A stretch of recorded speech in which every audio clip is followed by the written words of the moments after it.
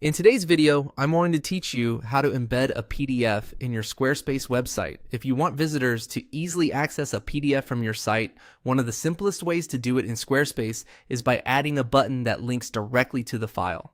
This is a clean, user-friendly option, especially if you want people to click and open a brochure, sur menu guide méthode form, or downloadable document without cluttering the page.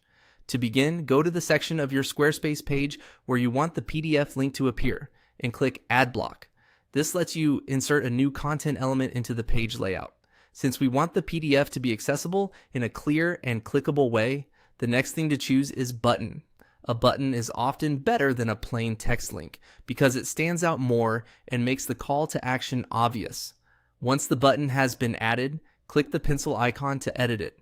This opens the button settings where you can customize both the label people will see and the destination the button will send them to. Start by editing the text. This is the wording shown on the button itself, so make sure it clearly tells visitors what they're clicking. Something simple and descriptive works best. After that, click Attach Link. This is where you connect the button to the PDF file. In the link options, you may first see the URL setting, then switch to the file option instead.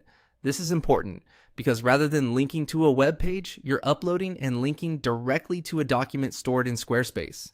Next, click the upload file icon and select your PDF file from your computer.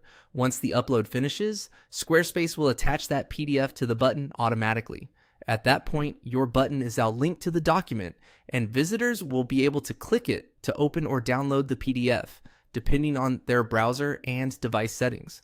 Before you finish, it's a good idea to quickly review the button text and make sure the correct file was selected. Clear naming helps avoid confusion for your visitors and gives your page a more polished feel. If needed, you can always reopen the button settings later and replace the file or update the label. And that's it. By adding a button block, editing the text, attaching a file link, and uploading your PDF, you can make documents easy to access on your Squarespace website in just a few clicks.